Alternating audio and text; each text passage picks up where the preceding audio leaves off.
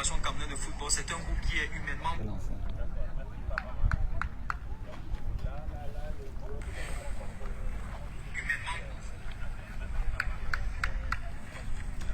Les courses sont mieux que la dernière fois.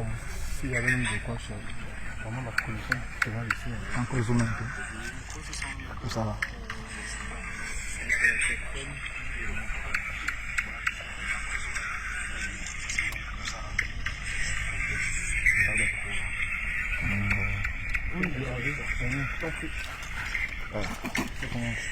Hey. Mon petit, mon bon petit, mon petit.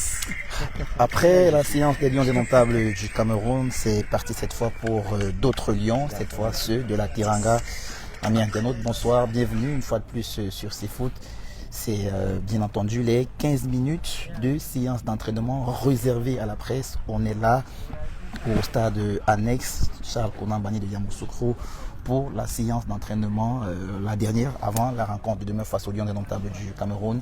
C'est donc le Sénégal là qui s'entraîne. On voit le groupe juste auprès de nous. Yvan, rebonsoir, on les aperçoit là, c'est l'adversaire des Lions indomptables demain dans cette rencontre, j'ai envie de dire déjà couperet, déjà décisive. Et eux, ils ont l'avantage d'être entrés dans la compétition de la meilleure des manières et donc ils peuvent s'entraîner plus sereinement. Ouais, le début de compétition n'est jamais facile parce qu'il y a toujours un peu de crispation, même si on s'appelle le Sénégal et qu'on est champion d'Afrique en titre, même si on a beaucoup de joueurs expérimentés, des joueurs de très haut niveau. Et donc ils ont réussi à dompter un peu cette frustre entre guillemets du début de compétition pour se positionner dans le meilleur sens par rapport à la suite de la compétition. Une victoire 3-0 d'entrée face à la Gambie. Dans le contenu, ça a été bon. Et donc, on peut le voir à travers les visages, à travers ce qui se dégage de ce groupe sénégalais qui est actuellement en train de s'échauffer avant le début de la séance d'entraînement, que c'est un groupe qui vit bien, un groupe qui dégage de l'énergie positive et qui va certainement aborder le match de demain par le très bon bout. Lorsqu'on affronte le Cameroun, comme ce sera demain et qu'on est le Sénégal, est-ce que c'est un match ordinaire, est-ce que c'est un match comme tous les autres? Non, ce n'est jamais un match ordinaire. Cameroun-Sénégal, ça ne peut jamais être un match ordinaire. Vous avez d'ailleurs vu lors du match amical en France il y a 2 mois, à Lens, voilà. On se disait que ça allait être un match de relâchement, mais quand vous voyez l'intensité, l'engagement, la détermination que les deux équipes ont mis dans le contenu de ce match-là, vous comprenez très bien qu'il n'y a d'amical que de nom dans les matchs opposant les deux équipes. Encore plus dans un match comme celui-ci. On le disait tout à l'heure, le Sénégal, en cas de victoire, peut déjà être qualifié et assuré d'être premier de sa poule avec ce match-ci pratiquement. Et donc ils vont l'aborder avec encore un peu plus de détermination. Surtout, souvenez-vous, la dernière fois que les deux équipes se sont rencontrées en Coupe d'Afrique des Nations, c'était en 2017 du côté du Gabon et le Sénégal, qui était archi favori de cette édition-là, avait été éliminé à la grande surprise de tous au regard des effectifs par une équipe très valeureuse du Cameroun. Ce n'est peut-être pas la même configuration parce que cette année, on a peut-être un peu plus de joueurs de certitude dans notre effectif, mais au regard de la courbe de performance des deux équipes, du début de compétition des deux équipes, on n'est pas loin du schéma d'il y a 7 ans du côté du Gabon. Et donc, je pense que le Sénégal va... c'est un test, j'ai envie de dire, pour eux dans cette compétition, parce que la Gambie, il y avait quand même 2-3 classes d'écart entre les deux, mais là, c'est le Cameroun. Même si c'est une équipe du Cameroun qui se porte pas bien, c'est quand même un titre de champion d'Afrique. C'est une équipe qui répond toujours, parfois même quand elle n'est pas attendue. Et donc, les Sénégalais en ont conscience mieux que nous. On a remporté une CAN devant eux. On a une histoire avec cette équipe dans nos confrontations qui fait qu'ils ne peuvent jamais nous prendre, comment on dit, par le dos de la cuillère. Je pense que demain, ils mettront tout le sérieux possible pour eux, pour pouvoir nous damer le pion, parce que éliminer le Cameroun en phase de poule, c'est une bonne chose parce qu'il ne fait jamais bon de rencontrer le Cameroun en phase d'élimination directe. Alors on a vu cette équipe qui a démarré donc en fanfare comme tu le décrivais tout à l'heure avec cette victoire facile 3-0, même si on peut se dire quand même qu'ils se sont facilité la tâche avec ce fait de jeu, notamment cette expulsion qui est intervenue en première période. Mais d'un point de vue strictement psychologique, il était important quand même de démarrer pour affirmer son statut de favori avec une victoire 3-0 quand on s'appelle Sénégal et qu'on était dans le titre. Oui, tout à fait. Contrairement à l'équipe du Cameroun, par exemple, eux, ils ont su saisir l'opportunité de la supériorité numérique et ils ne se sont pas fait prier pour punir leur adversaire. C'est ça une grande équipe. les compétitions de haut niveau, comme c'est le cas de la Coupe d'Afrique des Nations, parfois se jouent sur des détails. Et quand on a de l'expérience, justement, on doit savoir faire prévaloir cette expérience-là à un certain moment pour faire plier l'équipe qui est en face si elle vous présente des signes de défaillance. Et c'est exactement ce que le Sénégal a fait. Une fois que le premier but avait été marqué, derrière ça a été beaucoup plus facile. On a vu que les joueurs jouaient beaucoup plus de relâchement. Le premier, le deuxième, le troisième but sont arrivés derrière. C'est pourquoi je disais que ça va être une équipe. C'est une équipe qui s'est fait montre des qualités qu'elle a dans son groupe, ce qui n'est pas tout à fait le cas du Cameroun qu'ils vont affronter demain. Ce qui n'est donc pas le cas du Cameroun, parce que certainement il y a des automatismes qui ont été rodés dans la durée. À l'UCC là depuis un certain nombre de temps déjà. Quand on a vu le premier match que cette équipe a disputé face à l'équipe de la Gambie, il y a cela 2 ans, du côté de Bafoussam, on avait vu les difficultés qu'ils avaient eues à rentrer dans la compétition. Là, ils arrivent directement, ils claquent un 3-0. Certainement que ça met quand même du baume dans les esprits lorsqu'on sait qu'il est difficile de rentrer en compétition quand on est tenant du titre. Mais est-ce que aujourd'hui, quand on sait qu'on va affronter le Cameroun et qu'on démarre, évidemment, premier match par une grosse victoire comme celle-là face à la Guinée, est-ce que affronter le Cameroun n'est pas une sorte on se met pas une pression lorsqu'on sait que le Cameroun c'est quand même 5 fois champion d'Afrique dans la compétition? Oui, il y a toujours un peu de pression. Le Cameroun est un orgue sur le plan africain. Dans les compétitions, on parle souvent de favoris naturels. Le Cameroun fait partie de ce groupe de nations-là sur le plan africain. Quand vous regardez les contextes dans lesquels on est allé remporter nos différents trophées de champions d'Afrique, ça a toujours été dans un contexte d'hostilité. On aime souvent dire que le Cameroun n'est jamais aussi dangereux que lorsqu'il est dos au mur. Et donc ça va un peu être le cas. Le Sénégal, ils ont toutes les informations, ils ont toutes ces informations que nous sommes en train d'éplucher, et ils savent que demain il ne faudra pas laisser le moindre élément sur lequel les Lions pourraient s'accrocher pour pouvoir, c'est-à-dire que ne pas donner le bâton pour se faire fouetter, parce que déjà en face, ils se disent bien que le Cameroun, dans sa posture, avec le match du premier de l'ouverture de compétition, est en difficulté, et donc on va chercher à réagir. Le Sénégal en a conscience, et ils vont certainement essayer de mettre également de leur côté les ingrédients qui vont essayer d'inhiber ou alors d'annihiler les velléités camerounaises. On a vu certains cadres qui n'ont pas véritablement évolué à leur véritable niveau. On passe à Sadio Mané qui a perdu beaucoup de ballons, qui a tenté beaucoup de choses, mais qui a très peu réussi. Est-ce que le fait qu'il soit parti du côté de l'Arabie Saoudite n'a pas eu un impact peut-être sur sa forme physique, sur sa capacité d'élimination qu'il avait autrefois? Peut-être, ça peut être une explication, mais il y a surtout que lorsqu'il a signé du côté du Bayern, il n'a pas été épargné par les blessures. Il a eu une saison très compliquée. Ensuite, avec ses problèmes d'humeur avec certains joueurs du groupe, il est parti dans un contexte un peu bizarre du côté de l'Arabie Saoudite. Après, il arrive en Arabie Saoudite, c'est un championnat qui est nouveau, un environnement nouveau, des mentalités nouvelles. Il faut pouvoir dompter tous ces facteurs-là qui peuvent s'avérer des facteurs limitants à son éclosion et à sa performance de ce côté-là. Chemin faisant, ça n'a pas été facile. Les derniers mois ou les dernières semaines qui ont précédé sa venue à la CAN n'ont pas été des semaines très reluisantes pour lui sur le plan de la performance. C'est peut-être ça qui justifie son début de compétition sur le premier match un peu en dedans. Maintenant, c'est un joueur de très très haut niveau. C'est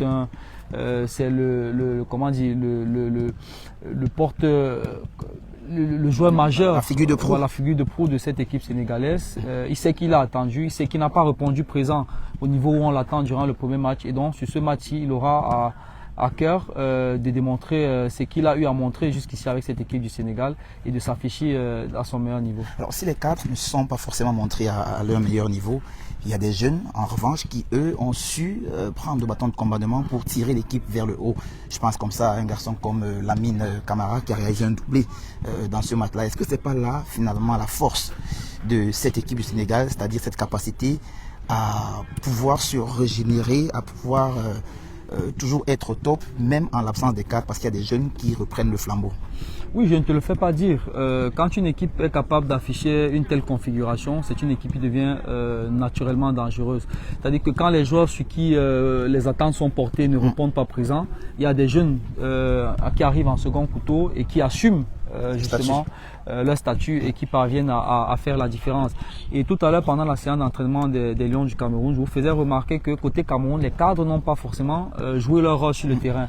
Quand vous voyez le match que Kalidou Koulibaly, capitaine parfois, par exemple, a fait contre la Gambie au premier match, en termes d'expression, en termes ce qu'il dégage, en termes de sublimation pour ses coéquipiers, c'est ça qui fait justement que des jeunes comme ça sont capables à un certain niveau de se surpasser, de dompter la pression du début de compétition et donc de faire montre de leur potentiel et briller comme ça a été le cas de cet attaquant sénégalais sur le premier match. On espère que côté Cameroun, les cadres prendront leurs responsabilités, mais évidemment, au moment d'affronter cette équipe du Sénégal, c'est une équipe qui a de la variété dans son groupe et qui semble être très homogène. Alors, puisque tu parles du Cameroun, avant de refermer la parenthèse camerounaise, à l'inverse un peu d'Aliou Cissé qui lui fait confiance aux jeunes. On a cité tout à l'heure Lamine Camara, il y a aussi des garçons comme Pape Gueye qui sont très jeunes mais qui sont lancés directement dans le grand bain comme ça, qui assument plutôt leur statut.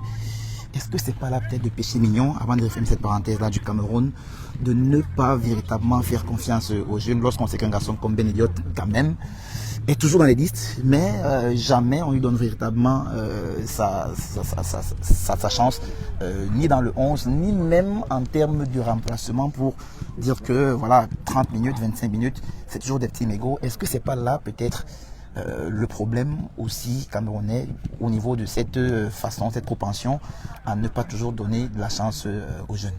Oui, je pense surtout que c'est de la frilosité de la part du staff technique camerounais, une frilosité qui est incarnée par son entraîneur, qui a peur de prendre des risques, qui a peur de faire des choix.